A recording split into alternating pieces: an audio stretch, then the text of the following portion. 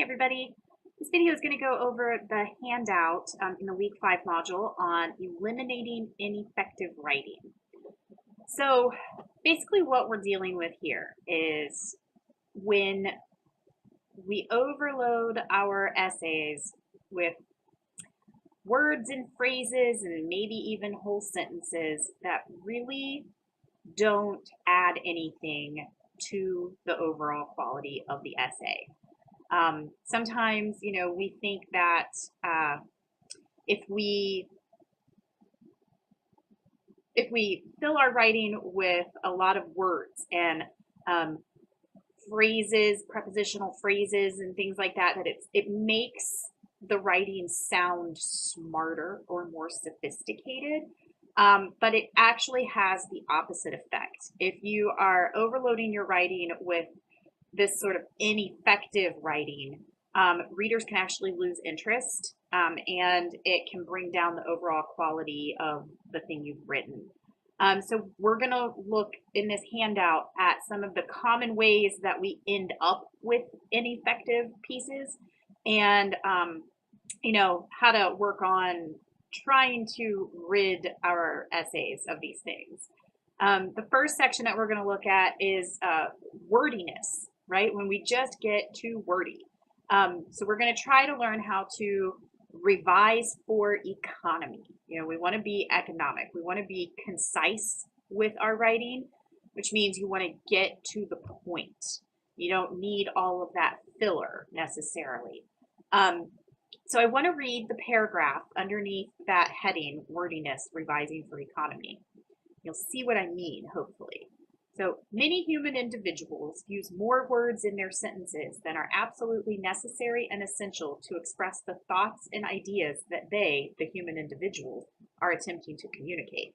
They repeat the same thing constantly and say the same thing over and over again.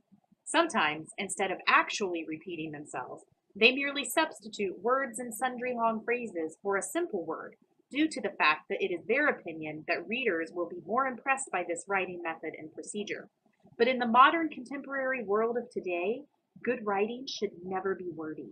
It should be economical. That is, it should say what it has to say and then stop, cease, and desist. So if you even paid attention, if you could even get through the paragraph, because it's hard enough to read, let alone listen to.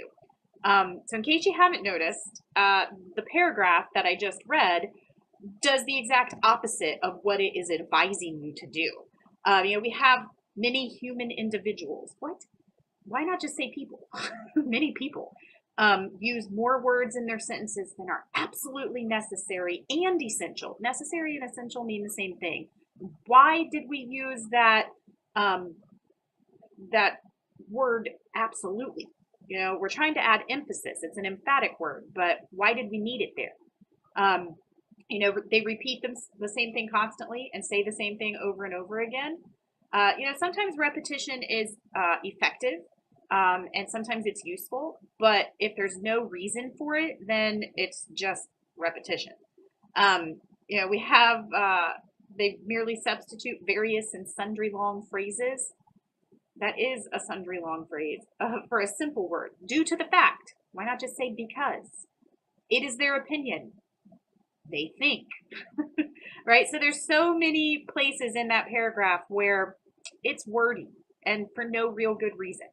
So if we were going to revise this for economy, we were going to take that paragraph and cut out all the unnecessary stuff and have it be as concise and economical as possible, what we would end up with is what's in italics underneath, which says many people use more words than are necessary to express their thoughts. They repeat the same things or substitute long phrases for simple words because they think this will impress their readers. But good writing should never be wordy. It should say what it has to say and then stop. So much easier to get through, so much easier to understand, so much easier to realize the point that the writer's trying to make. And that is what you want to keep in mind when you are writing. Just because it might sound on the surface like it's more sophisticated, it's not effective.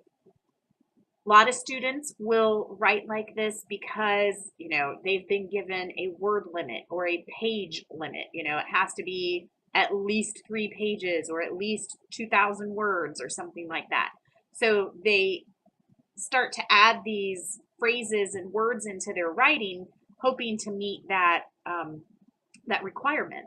And I always tell students, I give you a guideline. I don't know about other instructors, but I give you a guideline. For instance, your first essay, I said 3 to 5 pages. If you give me, maybe not for the narrative essay, but for other essays, if you were to give me, if I said 4 to 5 pages is what you should shoot for, and you gave me 3 pages, but it was really good, that's better than 5 pages where, a page and a half to 2 pages is useless and really doesn't add anything to the essay. So you always want to, your main goal should always be quality. And if you're having trouble meeting any kind of length requirement, then talk to your instructor about it, because it's much better for us as readers to have something effective and concise than wordy and ineffective. So revising, for economy, dealing with the wordiness, I have some other advice down below, avoiding deadwood. So if you think about what deadwood is, it just kind of floats there. It doesn't do anything. So that's what we want to try to get rid of. We want to try to avoid using that. So some of the examples I give, at this point in time, I must say that I need a vacation. Okay, at this point in time, that's just now, right? At this point in time, that's right now. I must say, why must you say it? Just what? And why must you say you must say it? Just say it. I need a vacation. So why not just take that whole sentence and revise it to say, I need a vacation now. I understand exactly what you're trying to communicate with that revised version. His hair was red in color. We understand that red is a color. You don't have to say in color. She was in a depressed state of mind. We understand that depression is a state of mind. You don't have to say it. I am going to major in the field of sociology. We know that sociology is a field of study. Just say, I'm going to major in sociology. Little things like that you probably don't even think about, but if you are continually doing that in your writing, it's going to overload the piece with a lot of ineffective writing. I've got another list there underneath that, the wordy version versus the concise version. So if you're doing something, if you are working in an efficient manner, you are working efficiently. If you are writing someone in the matter of something or in respect to something, you are writing them about something. In many instances, often. If you're going to inform us of the reason why you were late for work, you're going to tell us why you were late for work. I was late for work because of the fact that I forgot to set my alarm. You were late for work because you forgot to set your alarm. You don't need those long wordy phrases. Just if you can cut it down to something very concise and precise, go that route instead. We have some more pointless repetition underneath that. We hear these phrases pretty often as well. It was a piece of the utmost perfection. Well, perfection is utmost. Perfection is as utmost as you can get. If someone is totally oblivious to what's going on around them, you don't need the totally. That's what oblivious means. If something was a past experience, well, it's probably not a future one if you're talking about it. So of course it was in the past. Mutual cooperation. Cooperation implies mutual. That's what cooperation is. So little things like that, be aware of. There's a couple more examples there that you can look at, but the whole idea here is we add these phrases or we use these longer phrases instead of shorter phrases or even just single words. to communicate the exact same idea. And if you can do it with less words, then do it with less words. The narrative essay that you've been working on is a little different because you are telling a story, so there's a little more freedom to expand on ideas and draw your reader in with details and things like that. But even within the context of your narrative essay, there's going to be plenty of moments where you might run the risk of having this kind of useless repetition or this deadwood, these areas that just need to be cleaned up and made more precise. So another section that we're going to look at is just, this is really more about style, you know, and this is revising for clarity. So what we're looking at first are what I call clutter words. These are the words, they're those emphasis words, the emphatic words that we use very often to add weight to whatever we're saying, which is fine on occasion, but it's almost, I want you to think of it like this. You know, if I'm using a word to elevate or emphasize this idea right here, that's fine. However, if I'm constantly using these types of words, then everything is still on the same level and nothing has been set apart anymore. You've just raised everything, but now nothing is special. So that's why we want to use them sparingly. And I have a list there, it's in bold, there in the Clutter Words section of the ones that you'll see and probably use yourself most frequently. I just had to come talk to you. Very, definitely, quite, extremely, totally, somewhat, actually. Oh my gosh, we use these words so often. And it's one thing when we speak that way, but when we're writing, we don't have to mimic exactly how we speak. In fact, we probably don't want to mimic how we speak. You want to keep these things in mind and be more concise with your words. So I have this example here of a wordy sentence that uses a lot of these clutter words. It says, actually, one aspect of a relationship situation that could definitely make me very happy would be to just have a somewhat adventurous partner who just really shared my extreme love of traveling.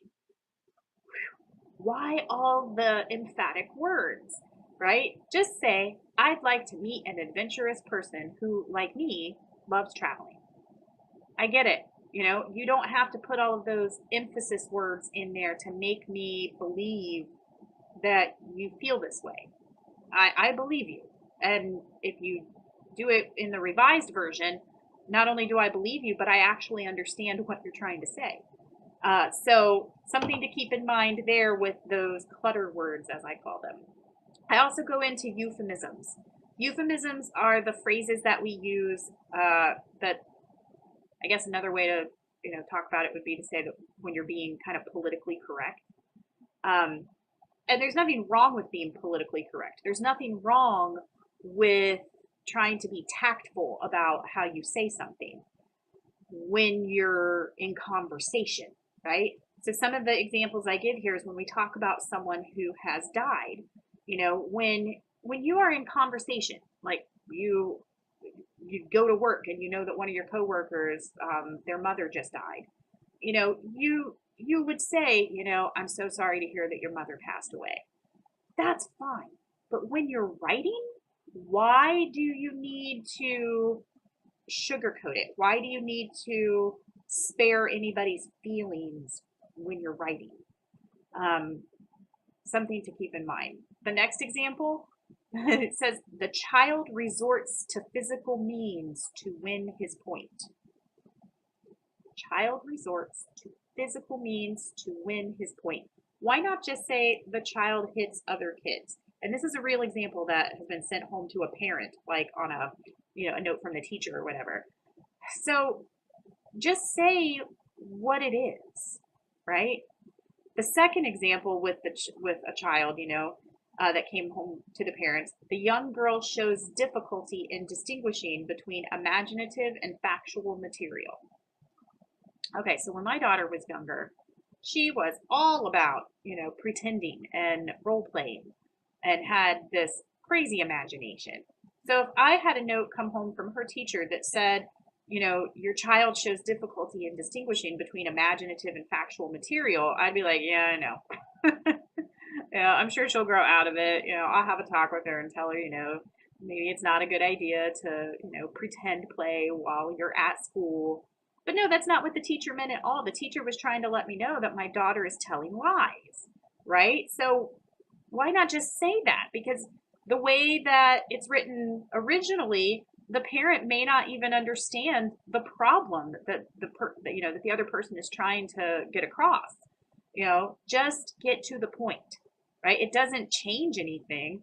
I've actually had, students when I've gone over this, in the classroom, they'll be like, "Oh yeah, if my kid's teacher sent a note home that said, your child is telling lies, I'd be mad." I'm like, "Why?" Like, it is what it is. If that's what your child is doing, that's what they're doing. Arguing with how the teacher worded it isn't going to change your child's behavior.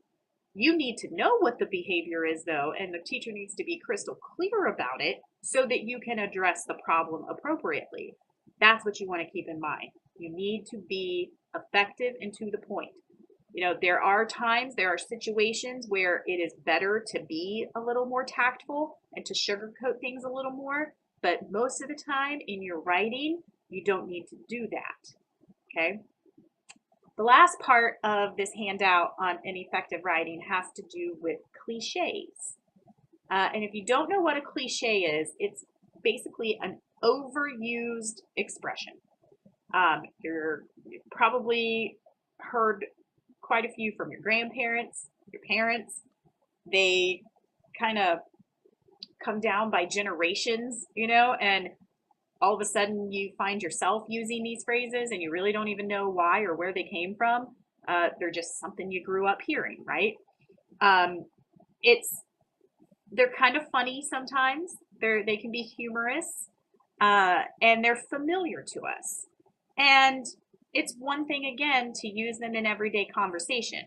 The problem, though, when it comes to your writing is if you're using these expressions that everybody's heard of, and everybody uses, then you don't really have any originality in your writing. You're basically borrowing from the common language to express your thoughts, when what you want to be doing is figuring out how to truly express your thoughts without relying on these overused trite expressions that everybody uses. I've made the argument before that using cliches is almost like plagiarism. You're using someone else's words, someone else's idea. We don't really know where it originated from. We don't know whose original words they were, but they're not yours, right? So we want to try to avoid them. In your narrative essay, you may have some cliches show up, especially if you have included dialogue. And if anyone in your story, anyone who was in your situation that you're sharing with us, if they used cliches, then they used cliches. You have to be true to how the story unfolded, right? But most of the time in academic essays, there's really no reason to be using cliches. I have a list there of some very commonly used cliches. And this is, oh my gosh, this is just literally, to use a cliche, the tip of the iceberg. There are so many more cliches. If you go and Google it, like a list of cliches, there are thousands of them. But I picked some of the most common ones. We often say actions speak louder than words. What does that mean? Put it in your own words, right? To make a long story short, that is very overused, not to mention almost always false, because if you have to say to make a long story short, you probably already made it too long. It goes without saying. It goes without saying. Why are you saying it? Keeping up with the Joneses, that might be one that some of you are familiar with, but not, maybe others of you aren't so familiar with it. Keeping up with the Joneses is an expression saying that, you are trying to keep up with the appearance of your neighbors. Like, so whatever they drive, you want to drive the same thing. Whatever style clothes they wear has to do with that, like money and presenting an image. You know, don't rock the boat. All's well that ends well. Don't beat around the bush. It's the best thing since sliced bread. Birds of a feather flock together. You can have your cake and eat it too. Every cloud has a silver lining. They were fighting like cats and dogs, or it was raining like cats and dogs. Don't count your chickens before they hatch. Something spreads like wildfire, right? There's no use crying over spilled milk. And someone was a few fries short of a happy meal, or the grass is always greener on the other side. We use these a lot. Try to avoid using them in your writing, okay? If you have any questions about the handout on ineffective writing, feel free to let me know. After you watch this video, though, there is an exercise, a graded exercise that goes along with the handout. And when you click on that sub-tab for the Eliminating Ineffective Writing exercise, and you go to the assignment, you will notice first that it is a text submission, so it's not in a Word document. You'll type your answers right there. There's one part on eliminating wordiness, so you'll have like a wordy phrase and you'll just want to retype a more concise version of it. There's a part on cliches where you'll pick from a list and kind of put those cliches in your own words. You don't have to be creative and create like a new expression, but literally just if you were going to use this in your writing, what is it that you actually mean by it? And then the other part on cliches, you'll see a paragraph when you get to the exercise, and the paragraph is crammed full of cliches and clutter words. All right, so remember the clutter words are the emphasis words. Actually, just, definitely, very. So you're going to go through the paragraph and you are going to underline any cliche or clutter word that you find. I will tell you that there are at least 30. There's quite a few. I want you to identify at least 10, right? But don't just go underlining anything and everything. Make sure that what you underline is truly a cliche or clutter word. Okay, and that's it for that exercise. If you have any questions or any problems with it, let me know right away. Otherwise, you can go ahead and move on and complete it.